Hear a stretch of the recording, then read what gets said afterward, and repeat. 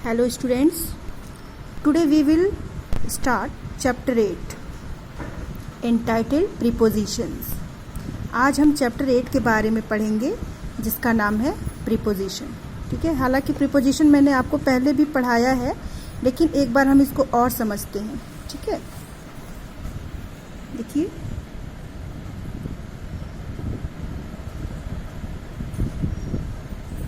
Preposition. अब preposition को हम दो भाग में डिवाइड करेंगे। ठीक है, प्री पोजिशन। प्री मीन्स क्या होता है? प्री मीन्स होता है पहले, और पोजीशन मीन्स क्या होता है? पोजीशन मीन्स होता है उसकी दशा या उसका स्थान। ठीक है, जब मान लीजिए मैं बोलती हूँ कि आप किस पोजीशन में हैं, आप कहते हैं मैं बैठा हूँ, या मैं खड़ा हूँ, या मैं दौड़ रहा हूँ, या मैं इस समय गोरखपुर में हूँ। ठीक है, तो जो आपका स्थिति है यानी जो कंडीशन है उसको कहते हैं पोजीशन। तो जिस सेंटेंस में जो पोजीशन होता है उसके पहले जो भी वर्ड आता है, प्री मीन्स होता है पहले। ठीक है, तो सेंटेंस में नाउन या प्रोनाउन के पहले जो भी वर्ड यूज होता है उसको क्या बोलते हैं? पोजीशन, प्रीपोजिशन बोलते हैं। ठीक है, जैसे देखिए मान लीजिए मैं आपको एक सेंटेंस लिख रही हूँ, Ram is going to Delhi. ठीक है, Ram is going to Delhi. अब इसमें प्रीपोजिशन कहाँ है? टू। कैसे मालूम? यहाँ तो राम भी नाउन है और दिल्ली भी आपका नाउन में ही आ जाएगा, तो आप तो कंफ्यूज हो जाएंगे कि राम के पहले तो कुछ आया नहीं है। तो यहाँ पे राम की जो दशा है यानी इसकी दशा क्या है? ये दिल्ली जा रहा है। क्या कर रहा है? दिल्ली जा रहा है। इसका कंडीशन क्या है? इसका पोजीशन क्या है कि ये दिल्ली जा रहा है। तो दिल्ली आपका क्या हो गया? आपका नाउन हुआ ना। तो इस राम का जो कंडीशन है वो उस कंडीशन के पहले जो वर्ड आता है उसको कहते हैं प्रीपोजिशन। तो नाउन या प्रोनाउन, तो यहाँ पे आपका नाउन यहाँ भी है, इसके पहले कोई वर्ड है नहीं, यानी कि आपका प्रोनाउन यहाँ पे नहीं है। आपका नाउन एक यहाँ पे है, यहाँ पे नाउन भी हो सकता है, प्रोनाउन भी हो सकता है। तो नाउन या प्रोनाउन का जो कंडीशन होता है उस कंडीशन के पहले जो भी वर्ड यूज होता है, इस्तेमाल होता है, उसे कहते हैं प्रीपोजिशन। ठीक है, अब आइए देखते हैं the kinds of preposition. Kinds of preposition को हम ऐसे समझते हैं, देखिए सबसे पहले हम प्रीपोजिशन किस पे डिपेंड्स करता है? प्रीपोजिशन तीन वर्ड्स पे डिपेंड्स करता है, यानी कि ये तीन प्रकार के होते हैं। First when, second where, and third in which direction. ठीक है, the preposition depends on three words. First is when, second is where, and third is in which direction. When preposition asks the time, then it is the preposition of time. Okay, and when the preposition describe about the place, that is called the preposition of place. There is also asked the question where.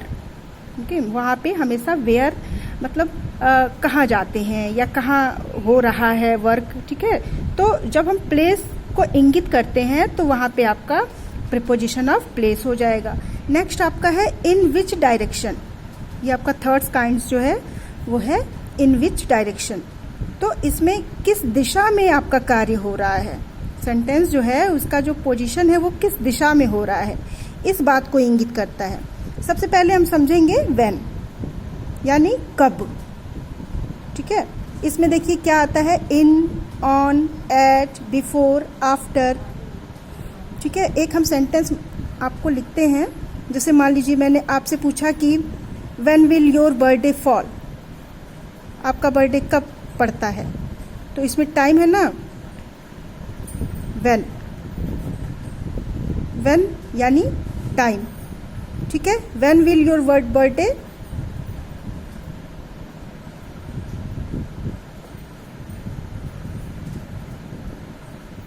When will your birthday falls. आप क्या answer क्या देंगे?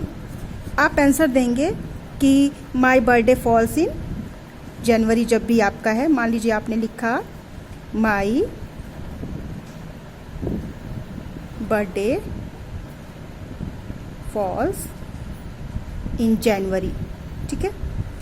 आपने लिखा my birthday falls in जनवरी।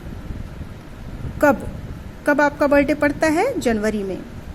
यानी कि जनवरी के पहले क्या आया है? इन आया है ना। तो इन जो है इस सेंटेंस में क्या बता रहा है? प्रीपोजिशन ऑफ टाइम बता रहा है या प्रीपोजिशन ऑफ प्लेस बता रहा है? प्रीपोजिशन ऑफ टाइम बता रहा है ना, यानी कि जनवरी में। प्लेस तो बता नहीं रहा है। तो यहाँ पे इन आपका क्या हो गया? प्रीपोजिशन ऑफ टाइम हो गया, ठीक है। चलिए एक और एग्जांपल लेते हैं। जैसे मान लीजिए मैंने आपसे पूछा कि आपकी छुट्टियां कब ख़त्म हो रही हैं, ठीक है। तो आप क्या कहेंगे कि माई वेकेशन एंड्स ऑन मंडे, ठीक है। मैंने आपसे पूछा कि आपकी छुट्टियां कब ख़त्म हो रही हैं, तो आपका आंसर है कि आपकी छुट्टियां मंडे को ख़त्म हो रही हैं। तो इसमें देखिए मंडे जो है, मंडे आपकी क्या है? छुट्टियों का कंडीशन है कि मंडे को ये ख़त्म हो जाएंगी। तो मंडे के पहले क्या है? ऑन। ऑन क्या इस सेंटेंस में ऑन क्या इंगित करता है? कौन सा प्रीपोजिशन है ये? ऑन समय बता रहा है कि मंडे को आपकी छुट्टियां ख़त्म हो जाएगी, यानी वो टाइम क्या होगा? मंडे। तो ये क्या हो गया? Preposition of time. समझ में आ रहा है? चलिए नेक्स्ट आते हैं वेयर। वेयर क्या है? प्लेस। सेंटेंस में अगर प्लेस दर्शाता है, प्रीपोजिशन जो प्लेस दर्शाएगा उसको क्या बोलेंगे? Preposition of place. इसमें देखिए क्या आता है? Under, about, in, on, at. अब आप कहेंगे कि मैम इन तो इसमें भी है, इन इसमें भी है, तो फिर हम कैसे पहचान करेंगे? ठीक है, तो मैं आपको बताती हूँ। देखिए जैसे मान लीजिए एक सेंटेंस हम लिखते हैं, ठीक है। मान लीजिए मैं बोलती हूँ कि आपका बुक कहाँ है, तो आप कहेंगे my books are on the table. यानी कि आपका बुक्स कहाँ पे है? टेबल पर है। यानी कि आपके बुक्स का स्थान क्या है? जगह क्या है? टेबल है। टेबल के पहले द टेबल है। द टेबल के पहले क्या आया? ऑन। ऑन क्या बता रहा है? जगह बता रहा है, ठीक है। बुक्स जो है, बुक्स की जगह क्या है? द टेबल है, और द टेबल के पहले क्या आ रहा है? ऑन। यानी कि ये कौन सा प्रीपोजिशन हो गया? ये हो गया प्रीपोजिशन ऑफ प्लेस। आया समझ में? चलिए एक एग्जांपल और लेते हैं।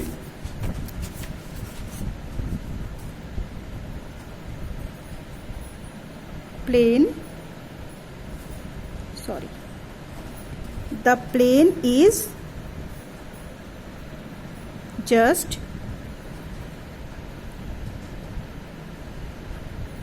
below clouds, ठीक है। प्लेन किसके नीचे है? आकाश के नीचे है, ठीक है। Plane is just below clouds. तो किसके नीचे है? यानी आकाश के नीचे है। तो इसका जगह क्या है? प्लेन की जगह कहाँ है? आकाश के नीचे है।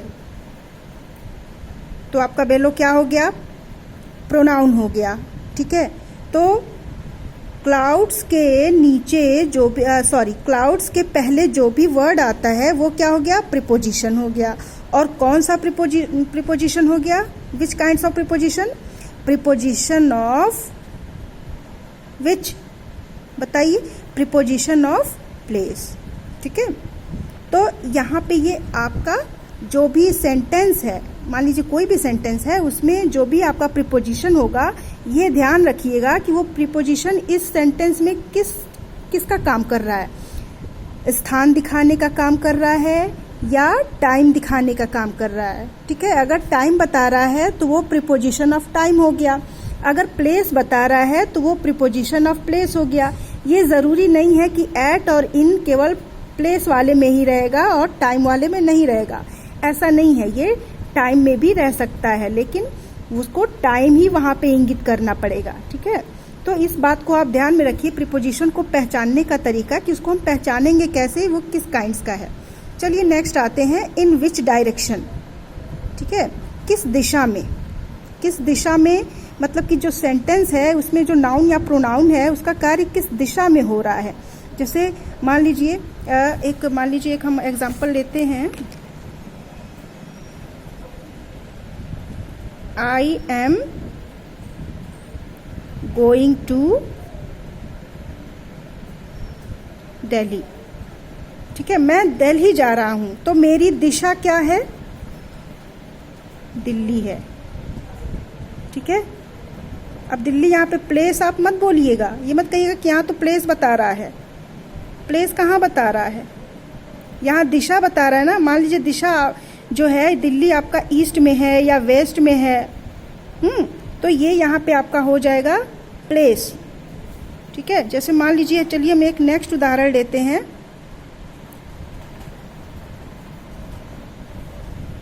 यहाँ देखिए, ही वेंट अप टू हिल। ठीक है, यहाँ पे उसकी दिशा क्या है, ही की दिशा क्या है कि ये हिल पे जा रहा है। ठीक है ना, तो ये टू क्या हो गया, टू हो गया प्रीपोजिशन ऑफ डायरेक्शन। ठीक है, तो इस तरह से हमारा प्रीपोजिशन 3 प्रकार का होता है। चलिए अब एक और काइंड्स हम देख लेते हैं। यहाँ पे आपका ये प्रीपोजिशन है और यहाँ पे आपका दिया है there are 3 kinds of preposition, simple preposition, compound preposition और कॉम्प्लेक्स प्रीपोजिशन। आप सोचेंगे कि मैम ने तो टाइम, प्लेस और डायरेक्शन बताया है, वो भी आपका सही है और ये भी आपका सही है। ठीक है, इसको भी आइए हम समझते हैं। सिंपल प्रीपोजिशन यानी जो सेंटेंस आपका है उसमें केवल एक कहीं आपका प्रीपोजिशन इस्तेमाल होगा, यानी जो प्रीपोजिशन आपका केवल एक वर्ड का होगा। जैसे देखिए, in, on, at, by, from, about, over, है ना। इसमें हम 2 भाग नहीं कर सकते हैं, ओवर है यानी ओवर है, अबाउट है अबाउट है। इसको हम दो पार्ट में नहीं उसको डिवाइड कर सकते हैं ना, एक ही पार्ट रहेगा। अगर 2 पार्ट में हम डिवाइड करेंगे तो फिर इसका कोई मीनिंगलेस हो जाएगा, ये मीनिंग नहीं कोई निकलेगा। ठीक है, तो यहाँ पे आपका जो शब्द, एक ही शब्द इस्तेमाल होता है प्रीपोजिशन में, वो आपका हो जाएगा सिंपल प्रीपोजिशन। अब देखिए कंपाउंड प्रीपोजिशन। कंपाउंड प्रीपोजिशन में आइए, ये देखिए कंपाउंड प्रीपोजिशन होता है। कंपाउंड मीन्स क्या होता है मालूम है, कंपाउंड मीन्स होता है जोड़। जहाँ पे 2 शब्दों का जोड़ हो उसको बोलते हैं कंपाउंड। यानी जहाँ पे 2 प्रीपोजिशन आपका एक साथ जुड़ा हो वहाँ पे आपका हो जाएगा कंपाउंड प्रीपोजिशन। इसमें एग्जाम्पल आप देखेंगे समझ जाएंगे। देखिए, विद इन यानी विद इन, 2 शब्द है ना, जुड़ा हुआ है ना, विद हो गया और इन हो गया। विद भी आपका प्रीपोजिशन है, इन भी प्रीपोजिशन है। अगर हम विद इन को 2 पार्ट में डिवाइड करेंगे तो दोनों का अलग अलग मीनिंग निकल जाएगा, लेकिन हम अगर एक साथ इसको यूज करते हैं तो इसका एक अलग मीनिंग निकलता है।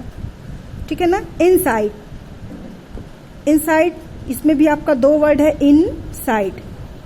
आउटसाइड, इसमें भी 2 वर्ड है, आउटसाइड। बेनिथ, बेनिथ भी आपका 2 वर्ड है।